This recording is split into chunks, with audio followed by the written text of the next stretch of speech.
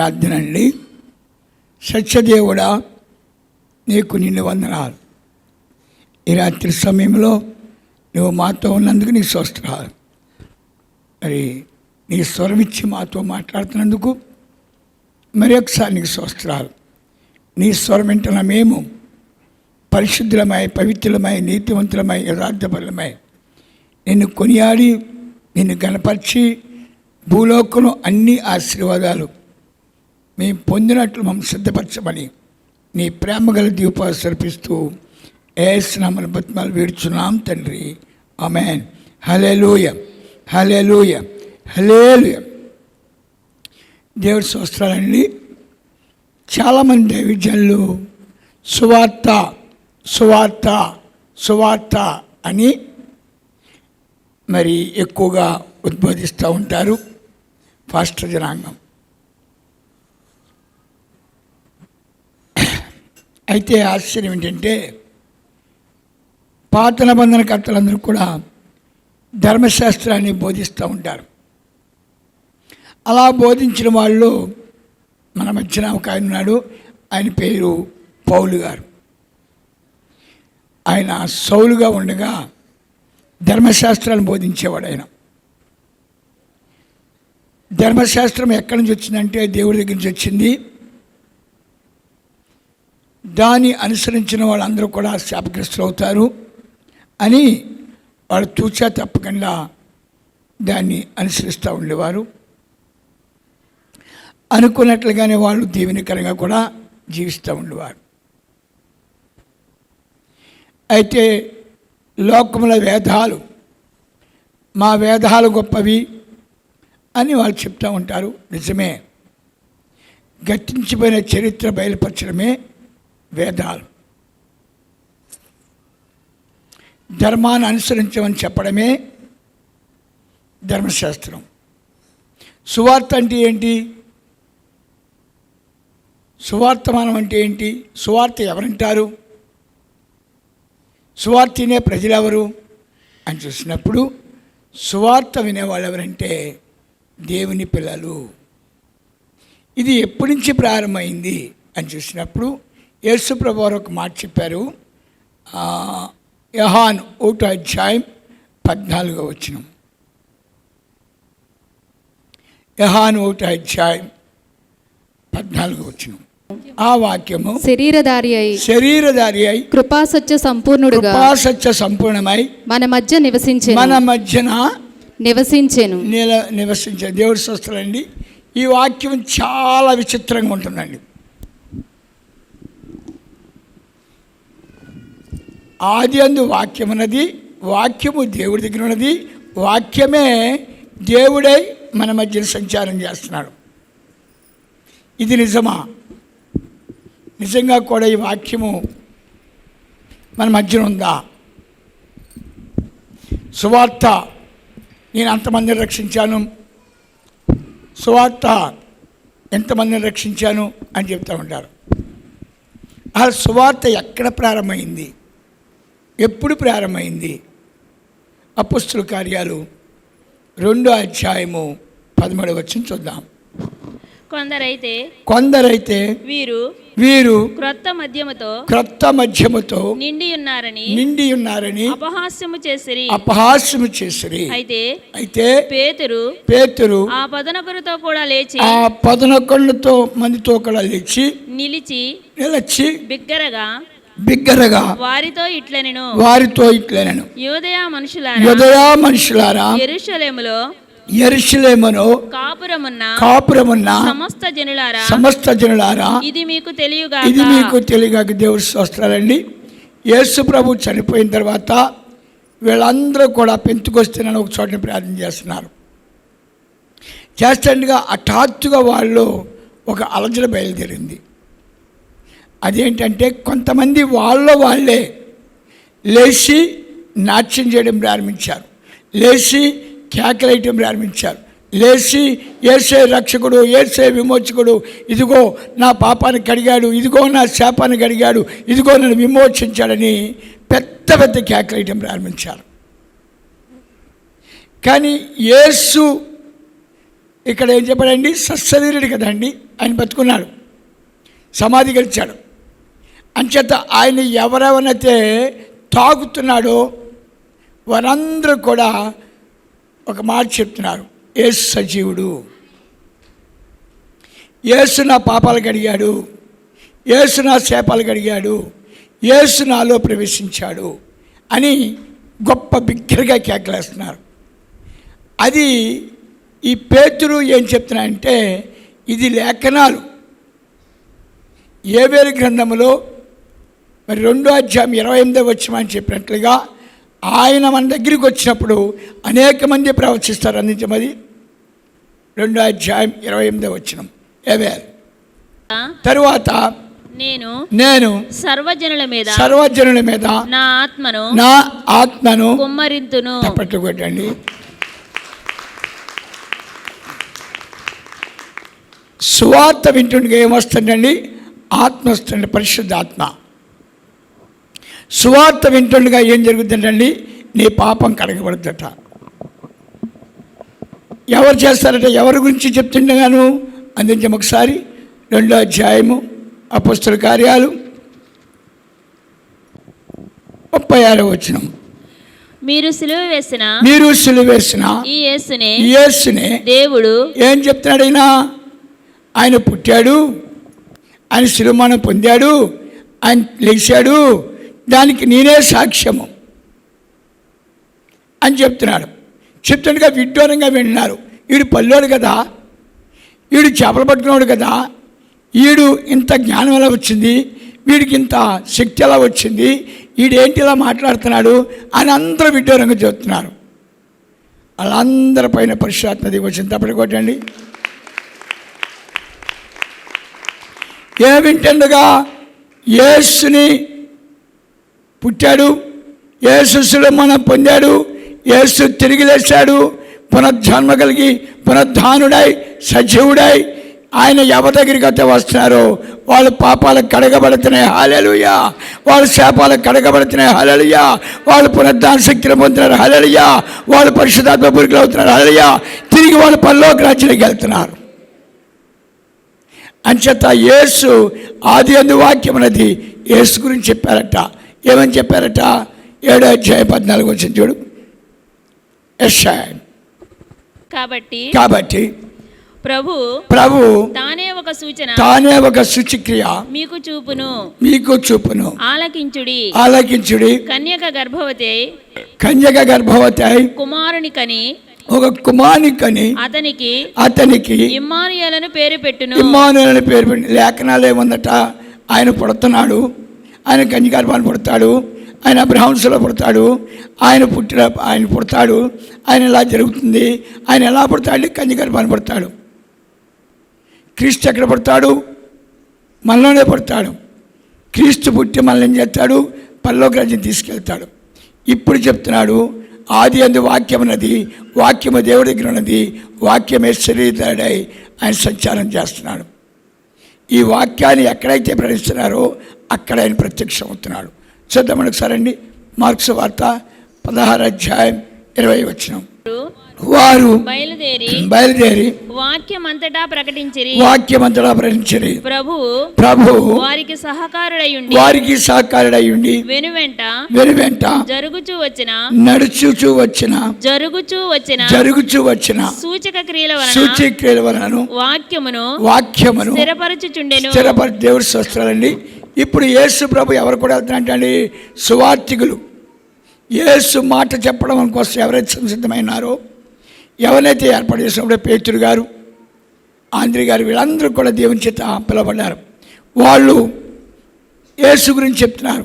ఆయన పుట్టాడు, ఆయన శిలువమరణం పొందాడు, ఆయన లేచాడు, దానికి సాక్ష్యం మేమే అని చెప్తున్నప్పుడు పరిశుద్ధాత్మ వాళ్ళ మధ్యకు వచ్చి అనేకమైన సూచక్రియలు చేసి అనేక మహత్కారాలు చేసి వాళ్ళందరినీ కూడా క్రైస్తవులుగా మారుస్తున్నారు. వాళ్ళందరూ కూడా బాప్తిసం తీసుకున్నారు. ఇప్పుడు పరలోకానికి వచ్చిన వాళ్ళని ఎలా విడిపిస్తారండి? వాక్యము ద్వారా. ఇప్పుడు వాక్యం ఎవరైనారండి? ఆయన సశరీరుడు. ఆయన ఎక్కడికి వస్తున్నాడండి? శిష్యులు కూడా వస్తున్నాడు. శిష్యులు కూడా వచ్చి ఏం చేస్తున్నారండి? ఎవరైతే పరలోకానికి వచ్చారో, ఎవరైతే ఆయన మాట వింటున్నారో వారందరూ కూడా విమోచించబడుతున్నారు. మరి అక్కడ ధర్మశాస్త్రం బోధించబడుతుంది, విమోచించబడుతున్నారా? క్రీస్తు పుట్టాడు, మా కొరకు సిలువను పొందాడు, తిరిగి లేచాడు, మా పాపాలను కడిగాడు, మేము పరిశుద్ధాత్మ పొందుకున్నాం అని చెప్పగలుగుతున్నారా? చెప్పలేకపోతున్నారు. వాక్యాన్ని వింటున్న వారి మట్టికి మా పాపాలు కడగబడ్డాయి, మా శాపాలు కడగబడ్డాయి, క్రీస్తు పుట్టాడు అని వాళ్ళు చెప్తున్నారు. పరిశుద్ధాత్మ పొందుకుని మేము పరలోక రాజ్యం వెళ్ళిపోతున్నాం అని చెప్తున్నారు. ఇప్పుడు యేసు ఏ రూపంగా అంటే సువార్త రూపంగా మహత్కారాలు జరుగుతున్నాయి. అది దానికి ఆధారం. అపోస్తలుల కార్యాలు 10వ అధ్యాయం 38-39. అదేదనగా దేవుడు నజరేయుడైన యేసుని పరిశుద్ధాత్మతోను శక్తితోను అభిషేకించెను అనునది నేను. దేవుడు ఆయనను తోడైయుండెను గనుక ఆయన మేలు చేయుచు అపవాది చేత పీడింపబడిన వారినందరినీ స్వస్థపరచుచు సంచరించుచుండెను. దేవుడు స్వస్థలండి. ఈ యొక్క పేతురు గారిని ఇశ్రాయేలు అడిగారు యూదులు, అయ్యా ఈ సూచక్రియలు, ఈ మహత్కార్యాలు, ఇలాగా మరి పరిశుద్ధాత్మ రావటం, ఇలాగ విడుదల పొందటం, ఇలాగ రక్షణ పొందటం, ఇవన్నీ ఎలా జరుగుతున్నాయ్యా అని అడిగారు. అందుకు పేతురు గారు చెప్పాడు, ఆయన సశరీరుడు, ఆయన ఆత్మస్వరూపి. ఆదిలో యెహోవా ఏ విధంగా ఆత్మస్వరూపి అయినాడు, ఇప్పుడు ఈయన కూడా ఆత్మస్వరూపి. ఈయన ఎవరిని దర్శించినాడు? పరలోకానికి ఎవరైతే వచ్చారో సర్వజనాంగం మధ్యన ఆయన సువార్త ఏంటంటే ఎవరైతే పరలోకానికి వచ్చారో వారికి ఆయన విడుదలిస్తున్నాడు, ఆయన వారిని రక్షించుకున్నాడు. 42వ వచనం చూడు బిడ్డ.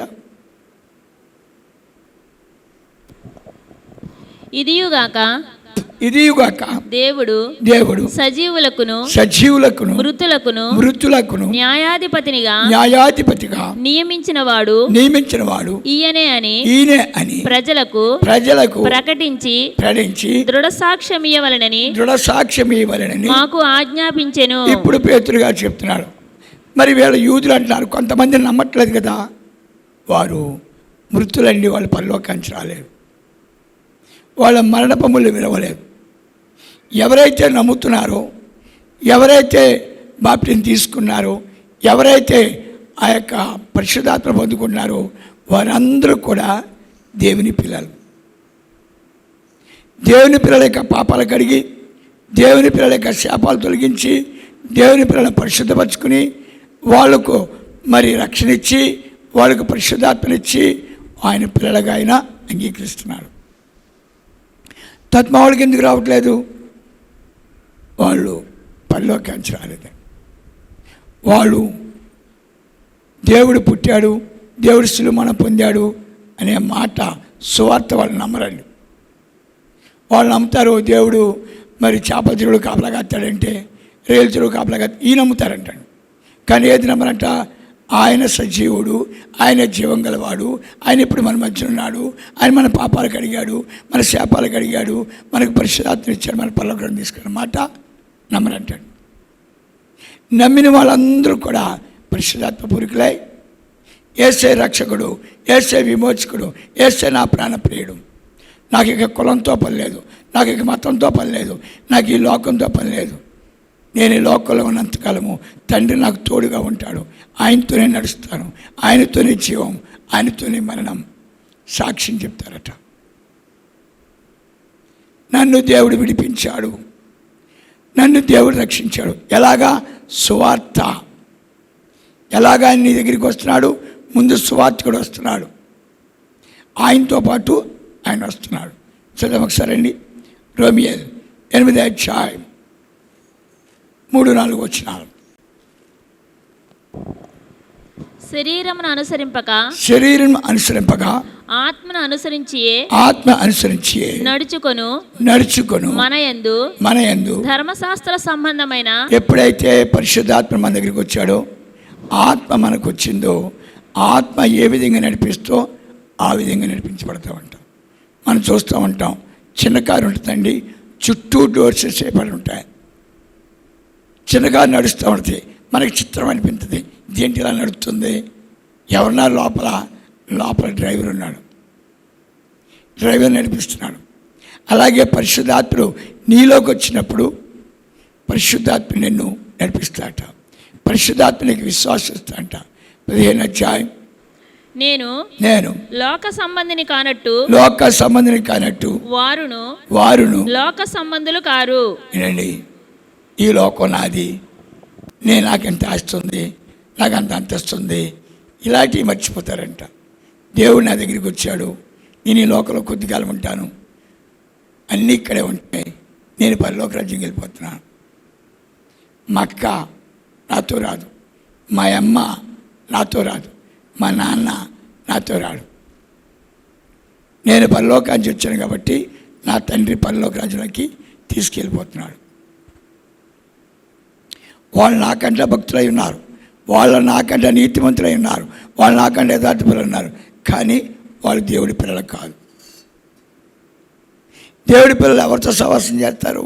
హెబ్రేయులు 12వ అధ్యాయం. ఇంత గొప్ప సాక్షి సమూహము మేఘము వలె మనలను ఆవరించి ఉన్నందున మనము కూడా ప్రతి భారమును సులువుగా చిక్కులు పెట్టు పాపమును విడిచిపెట్టి విశ్వాసమునకు కర్తయు దానిని కొనసాగించువాడైన యేసు వైపు చూస్తారంటండి. వాళ్ళందరూ గుంపుగా ఉంటారంట, అంటే ఓ సంఘంగా ఉంటారంట. సంఘంలో వాళ్ళు ఏం చేస్తారట? నాకు ధనం లేదు, నాకు బిడ్డలు అలా ఉన్నారు, నాకు వాళ్ళు అలా ఉన్నారు అని ప్రార్థన చేయరంట. ఏమని ప్రార్థన చేస్తారంట? అయ్యా, మేము పరలోకానికి భూలోకంలో పడిపోతే మమ్మల్ని విడవక మరొక మమ్మల్ని రక్షించుకున్నావు, ఇదిగో నీ పాదాల దగ్గర చేర్చుకున్నావు, నీ చిత్తమే నా యందు నివర్తం చేయండి. నేను అడక్క ముందే అక్కర్ల తీర్చి అమరేశ్వరుడా, అందుని స్తోత్రాలు. ఈ లోకంలో ఉన్నంతకాలము నువ్వు నాలో ఉండి నేను పాపం చేయకుండా, పాపం చూడకుండా, పాపం వినకుండా కాపాడవా అని కాపాడుతూ ఉంటాయంట. చూద్దామండి ఒకసారి అండి, మత్తయి 6వ అధ్యాయం 32వ వచనం. ఇవన్నీ మీకు కావాలనని, మీకు ఏం కావాలంట? భార్యాభర్తలు. అంతకుముందు భర్త తాగుడు మానేసి, అంతకుముందు పిల్లలు రోడ్లను తిరిగారు, ఇప్పుడు దేవుడు రాజ్యానికి వచ్చేసాడు. అంతకుముందు నువ్వు దరిద్రంతో కొట్టబడుతున్నావు, నీ దరిద్రం తొలగించబడింది. అంతకుముందు రోగిష్టిగా ఉన్నావు, ఈ రోగం తొలగిపోయింది. లోకంలో ఉన్నంతకాలము భయభక్తులు కలిగి, వినయం కలిగి, నమ్రత కలిగి, కుటుంబ రీత్యా జీవిస్తూ తిరిగి పునరుద్ధాన మహాప్రభావంతో పరలోక రాజ్యంలో ప్రవేశిస్తాడు. అందుకు నీకేమేమి కావాలో, నీకు ఆరోగ్యం కావాలి, నీకు పిల్లలు కావాలి, నీకు ధనధాన్యాలు కావాలి, నీకు లోగిలు కావాలి, ఇవన్నీ ఆయనకి తెలుసట. ముందు నువ్వేం చేయాలట? ఆయన స్తుతించడం ప్రారంభించాలంట, ఆయన ఆరాధించడం ప్రారంభించాలంట. ఎలాగంట? మనస్సారా, ఆత్మతో, సత్యముతో. చెడిపోయిన నన్ను, నశించిపోయిన నన్ను వెతికి రక్షించిన అమరుడా, తిరిగి నేను పాపంలోకి వెళ్ళకూడదు. కుక్క తిని వాంతి చేసుకుంటుంది, వాంతిని మళ్ళీ తింటుంది. అటువంటి పాడు జీవితము నేను జీవించకూడదు. నేను పరిశుద్ధమైన జీవితాన్ని జీవించాలి. లేని పక్షములో నేను పరలోక రాజ్యంలో ప్రవేశించను. టార్గెట్ పరలోక రాజ్యం, టార్గెట్ నిత్యరాజ్యం. యేసు ఎందుకు వచ్చాడు? నిత్యరాజ్యం కోసం. యేసు ఎందుకు వచ్చాడు? నేను పరలోక రాజ్యం చేర్చడం కోసం. యేసు ఎందుకు వచ్చాడు? భూలోకంలో ఈ పాపాన్ని కావడం కోసం. యేసు ఎందుకు వచ్చాడు? నీ శాప విమోచన చేయడం కోసం. యేసు ఎందుకు వచ్చాడు? నిన్ను దీవించడం కోసం. యేసు ఎందుకు వచ్చాడు? నిన్ను పరలోక రాజ్యం చేర్చడం కోసం. టార్గెట్ గురువు అయిపోయి పరిగెట్టడం. అక్క మహిమను పోగొట్టుకుంటానేమో, ఒకవేళ దేవునికి వ్యతిరేకమైన కార్యాలు చేస్తే శాపగ్రస్తుడిగా మారిపోతావు, పాతాళంగా వెళ్తావు. రెండు పోగొట్టుకుంటావు. ఒకటి భూలోకంలో ఆశీర్వాదం పోగొట్టుకుంటావు, రెండు పాతాళంగా వెళ్తావు. ఎప్పుడైతే యేసుని గురి చేసుకుని పరిగెడుతున్నావో, పరిశుద్ధాత్మ ఏ విధంగా నడిపిస్తావు ఆ విధంగా నడుస్తున్నావు. భూలోకంలో ఆశ్రయించబడతావు, పరలోక రాజ్యంలో ప్రవేశిస్తావు. సువార్త నిన్ను ఏం చేస్తుంది? సువార్త పరిశుద్ధాత్మని ఇస్తుంది. సువార్త నీ పాపాలు కడుగుతుంది. 1 తిమోతి 3:16 నిరాపేక్షముగా దైవభక్తిని గూర్చిన మర్మము గొప్పదై ఉన్నది. ఆయన సశరీరుడుగా ప్రత్యక్షుడయ్యను. తప్పట్లో కొట్టండి. ఇదే మాట అపోస్తలుడు పౌలు గారు మరి ఎఫెసీయులకు చెప్పాడు. దైవము మర్మమై ఉన్నాడు. ఈ దేవుడు అందరికీ దేవుడు అయితే బాధ లేదు. ఈ దేవుడు అందరిని విమోచించే బాధ లేదు. ఈ దేవుడు అందరినీ రక్షించే బాధ లేదు. కానీ వాళ్ళకి ఆయన కనపట్టలేదు. కనపడిన దేవుడు కనపడ్డాడని ఎలా చెప్తారు వాళ్ళు? కనపడ్డ దేవుడు మనం ఎలా మరుగు చేస్తాం? మనం అంటున్నాం ఆయన నన్ను విడిపించాడు, ఆయన నన్ను రక్షించాడు, నేను పరలోక రాజ్యంకి వెళ్తున్నాను. వాళ్ళు అన్నారు అయ్యా అదంతా బోటకమే, చచ్చినోడు పుట్టినోడు చవక మారడం, చచ్చినోడు పుట్టక మారడం. ఇదేంటి? పరలోక రాజ్యం వెళ్ళిపోతారంటే వాళ్ళు ఏముందని ఎలా వెళ్తారు? వాళ్ళు పరలోక రాజ్యంలోకి ఏ విధంగా వెళ్తారు? పరలోక రాజ్యంలోకి పరలోక రాజ్యంకి వెళ్ళడానికి వీళ్ళకు పరిశుద్ధాత్మ ఉంది, వేసా ఉంది. వాళ్ళకి పరిశుద్ధాత్మ వాళ్ళలో ప్రవేశించి ధర్మశాస్త్రమును అనుసరింపజేసి నీతిమంతులుగా మార్చుకుని యథార్థపరులుగా మార్చుకుని భూలోకులు ఆశ్రయించి భూలోకులు నీకు అన్నీ ఇచ్చిన తర్వాత నువ్వు దేన్ని ప్రేమించోట? ధనాన్ని ప్రేమించోట, లోకాన్ని ప్రేమించోట. నీ అంతము పరలోక రాజ్యమని. నేను సజీవుడను, నేను జీవం గలవాడను. అయ్యా సత్యం నన్ను దేవుడు విడిపించుకున్నాడు, నేను కొద్ది కాలం లోకలు ఉంటాను. ఈ మట్టి శరీరము మట్టి అయిపోతుంది, ఆత్మ పరమాత్మ దగ్గరికి వెళ్తుంది. టార్గెట్ మీద వెళ్తారట వాళ్ళు. లోకంలో ఉన్నదాన్ని దేన్ని ప్రేమించరట. కోట్ల కోట్ల కోట్ల రూపాయలు వాళ్ళ దగ్గర ఉన్న ప్రేమించరట. వజ్రాలు వైడ్యూర్యాలు వాళ్ళ దగ్గర ఉన్న ప్రేమించరట. వాళ్ళు ప్రేమించేది పరలోక రాజ్యాన్ని, శాస్త్రరాజ్యం. అక్కడ మళ్ళీ తిరిగి జన్మ మరణాలు లేని నిత్యరాజ్యం కోసం ఆత్మ ఆతృత పడుతుందట, ఆత్మ కంగారు పడుతుందట. ఎప్పుడు చేరేదిన తేజాగృహంలో. ఒకవేళ ఇక్కడ తప్పు చేస్తే పరలోక రాజ్యంకి వెళ్ళలేను, పాతాళంకి వెళ్ళిపోతాను. అందుకు తప్పు చేయకుండా ఉండలేను. అందుకు నాకు ఒక పాయింట్ చెప్పు, నువ్వు నాకు కావాలి. నువ్వు నాతో ఉంటే నేను పాపం చేయను, నువ్వు నాతో ఉంటే నేను తిరుగుబాటు చేయను, నువ్వు నాతో ఉంటే నేను నీతిమంతుడిగా ఉంటాను. అందుకు నువ్వు నాతో ఉండు. తండ్రి, నా కొరకే పుట్టావు, నా కొరకే శిలుమణ పొందావు, నా కొరకే తిరిగి లేచావు, వాగ్దానం ఇచ్చావు. మీలోనే ప్రవేశించాలని నాలో నువ్వు ప్రవేశించు. ఈ లోకాన్ని జయించాలంటే, ఈ పాపాన్ని జయించాలంటే, ఈ శాపాన్ని జయించాలంటే నువ్వు నాలో ఉండాలి. నువ్వు నాతో ఉంటేనే ఈ లోకాన్ని జయించగలుగుతాను. నువ్వు నాతో ఉంటేనే, నాలో ఉంటేనే నేను పరలోక రాజ్యంలో ప్రవేశించగలుగుతాను. నువ్వు నాలో ఉంటేనే ఈ లోకంలో నేను ఆశ్రయించబడగలుగుతాను. అందుకు నువ్వు నాలో ఉండాలి. ప్రార్థన. నాలో ఎక్కడ ఉండాలండి? నువ్వు నాలో ఉండాలి. ఏం ప్రార్థన అండి? మా ఆవు పాలు కొట్టలేదు, మాకు ఏది ఇంకా తోకెత్తలేదు, చేపల చెరువు రీలు ఎగురుతున్నాయి, రేలు చెరువు చేపలు ఎగురుతున్నాయి, మా అబ్బాయి బొత్తిగా మాట అంటలేదు. ఈ ఆ ప్రార్థనలు ఇవన్నీ శూన్యము. వీటి వల్ల నువ్వు గణపరచబడలేవు. ఎప్పుడైతే దైవ దర్శనం పొందుకున్నావో, దేని ద్వారా సువార్త ద్వారా. ఎప్పుడైతే ఈ సత్యాన్ని తెలుసుకున్నావో, సశరీరుడు ఆయన వాక్యం చెప్తుండగా పరిశుద్ధాత్మ దిగి వస్తుంది. ఆయన వాక్యం వింటుండగా పాపం కడగబడుతుంది. ఆయన వాక్యం వింటుండగా శాప విమోచన పొందుతున్నారు. ఆయన వాక్యం వింటుండగా వారెవరో తెలుసుకోగలుగుతున్నారు. తిరిగి తండ్రిని స్తుతించడం ప్రారంభిస్తున్నారు. చూద్దాం. 4వ అధ్యాయం 2వ వచనం. యేసుక్రీస్తు శరీరధారి అయి వచ్చినని ఏ ఆత్మ ఒప్పుకొనునో మనకి పరిశుద్ధాత్మ రావడం కారణం ఏంటో ఇది ఒకటి చెప్పిస్తాడు యోహాను.